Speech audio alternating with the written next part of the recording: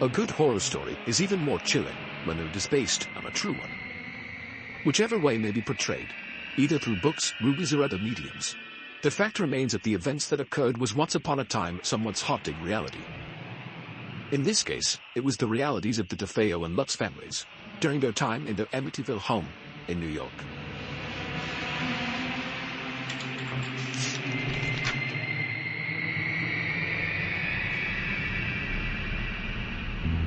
In the autumn of 1974, a family of 7 would suddenly be reduced to just one surviving member.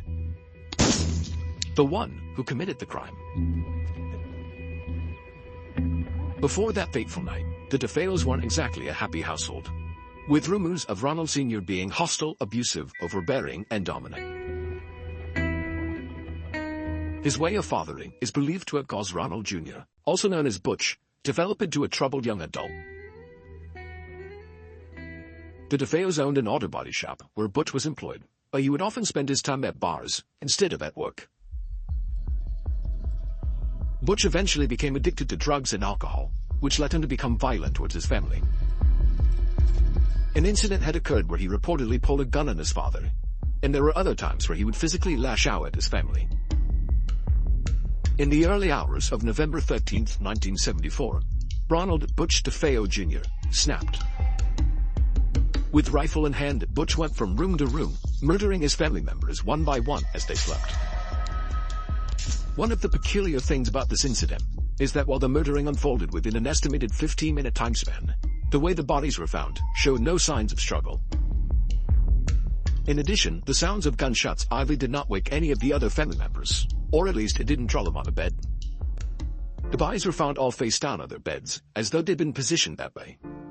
To add to the strangeness, the rifle reportedly had no silencer, and aside from the family dog barking, none of the neighbors reported hearing even a single gunshot going off that night. After horrifically murdering his own family, Butch took a bath, got dressed for work, and eventually reported the murder, claiming he discovered the grisly scene after arriving home from his job. He went so far as to propose that it was the work of a mafia hitman, accompanied by 2 accomplices. He said that they showed up at his house that morning, put a gun to his head, and forced him to kill his family members. His alibi wouldn't last long under scrutiny, but DeFeo eventually broke under pressure, admitting to the murders. He later showed police where he'd discarded the rifle and the blood-stained clothes. In his confession, he stated, "Once I started, I just couldn't stop. It went so fast." It was said that Ronald Jr. was hearing voices that influenced him to carry out the murders. However, the prosecutors had a psychiatrist argue against that, who had diagnosed Ronald with antisocial personality disorder, meaning that Ronald hadn't actually been hearing voices, nor had he been possessed by another personality. He just thought that the killing of his family was not wrong. DeFeo was convicted by a jury for 6 counts of murder and sentenced to 6 consecutive life terms, which he is still serving at the Sullivan Correctional Facility in New York. There is still a theory that a second killer was also present, but never caught.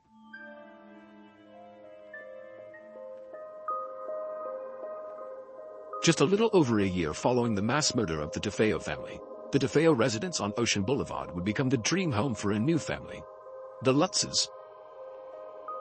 With the Amityville home riddled in its gruesome past, one can't help but wonder about the possibility of a residual energy lingering on the property, haunting the ground it was trapped on. But one wouldn't have to wonder for very long before the Lutzes would come forth with their alleged not-so-housewarming stories. After house hunting for what seemed like forever, George and Kathy Lutz finally came across a listing for what they didn't realize at the time was the DeFeo home. They decided to check it out, and while the house was over their original budget of $30,000 to $50,000, they, for some reason, found themselves drawn to the attractive, hip-roofed colonial house with 6 bedrooms, a heated pool, and a large boathouse on the Amityville River. And despite being informed about the house's murderous past, the Lutzes fell in love with the home and decided it would be theirs. They purchased it at the bargain price of $80,000, and never once considered the house to be uninhabitable due to its past.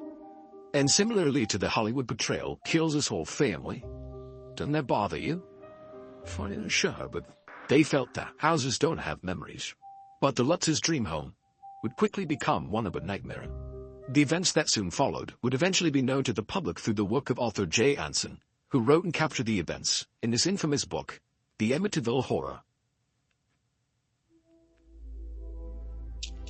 Prior to moving into the house, George Lutz was an active businessman. But immediately after moving in, he underwent a sudden personality change, becoming sluggardly, chilled, and cranky. He found himself waking up at 3:15 a.m. every night and was unable to go back to sleep. Come to find out, it was at this time that the DeFale murders took place. One night, he saw his 5-year-old daughter Missy standing by her bedroom window, with the outline of a pig's face with red eyes behind her. He quickly ran inside her room, only to find his daughter sound asleep. Shortly thereafter, Missy began speaking of a new friend she was playing with, a pig named Jody. In another chilling instance, George looks down on his wife Kathy while she was sleeping, and saw her face had changed and seemingly aged her as if she was a 90-year-old woman. Apparently part of the house's effect on Kathy was that she would go through periods where she aged unnaturally fast and appeared to be another person altogether. This was reportedly also witnessed by her mother. Strange things continued to happen, such as doors ripped off hinges, a room full of flies in the middle of winter, cloven hoofprints on the snow just outside their doors, green slime oozing on the walls, and the discovery of a secret room in the basement that was nowhere on the house's original blueprint. This room was painted blood red and was only big enough for 2 people to sit intimately close. It also gave off an intermittent odor. George even tried to take their family dog down there. Instead of the attempt, he just wouldn't go in. He backed away. It's the only time I can recall him ever cowering from something. One night, George heard the sound of a band playing downstairs, and when he went into the living room to investigate, there was no one there. But the rug had been rolled up and the furniture had been moved as if someone had made space for dancing. The priest they enlisted to help them also experienced a variety of strange phenomena and illness after getting involved with the house. The Amityville Horror author Jay Anson said meeting the priest solidified his decision to write the book, saying, "Because it was corroboration. This was actually happening to someone. This was not an exorcist or an omen. From there I started to create the book."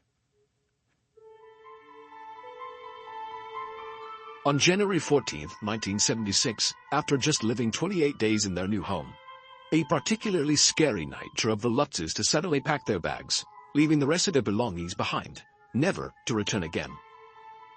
They didn't expect to leave forever that day. According to a 2005 interview with George Lutz, "We didn't get up to leave that morning. You need to understand that. This was our house. We'd lived there. When we left, we didn't know we weren't coming back. We didn't know that what we were leaving behind, we would never see again." Their belongings at the house, according to a Washington Post article from 1979, were to be auctioned off later.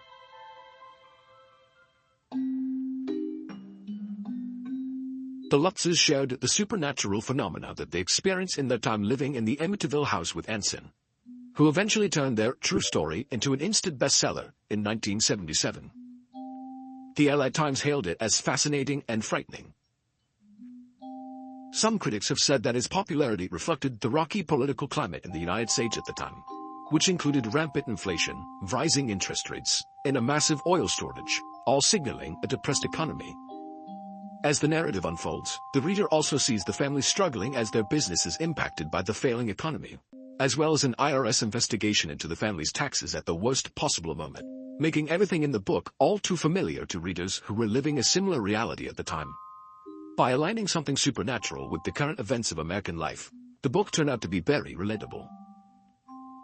It was also said to have exploited contemporary popular trends of the pulp horror genre, including a family patriarch who was drinking and mean and out of his normal character, as seen in The Shining, enlisting or forcing a priest to help them against his will or better judgment, like The Exorcist, as well as excessive vomiting, also in The Exorcist, and even the setting of a northeastern beach town, like Jaws. When asked if Anson himself had experienced anything strange while writing the book, he said, "Leave it, no." Though he did note that he had a heart attack after writing it, which he felt was unrelated. "Blame it on my smoking, my idiot lifestyle. I'm not going to blame it on this."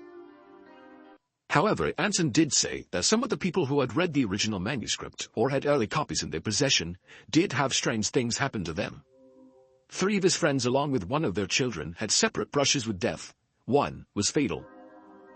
The first had a fire break out in his car as he was driving back to the publisher with the manuscript. The second friend and his son nearly drowned in their car while a copy of the manuscript was in their trunk.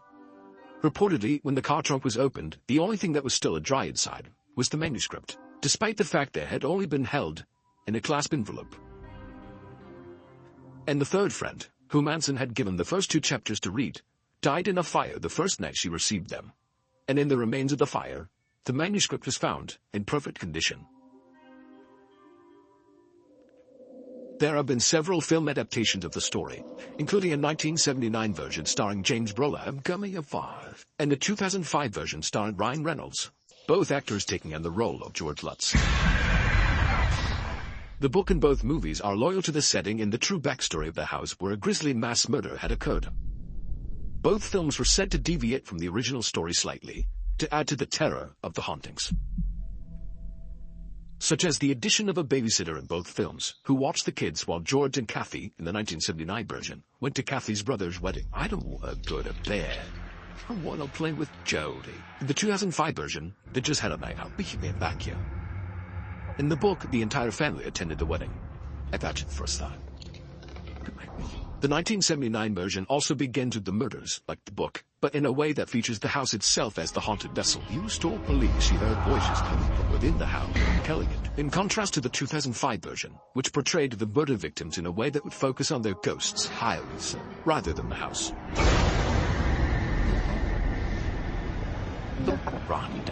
Another thing that is noticeably different between the book and the movies is that they all establish slightly different versions of what happens to the priest, all of whom have different names. Get out. In the book, he hears a voice yelling at him to get out, and then experiences flu-like symptoms when he interacts any further with the Lutzes, ultimately giving up on helping them to essentially go on vacation. But in the movies, there are physical effects on him, like when he's attacked in the house by supernaturally controlled flies, and ultimately goes blind. Hello, to be Kathy. Father Delaney does something very important.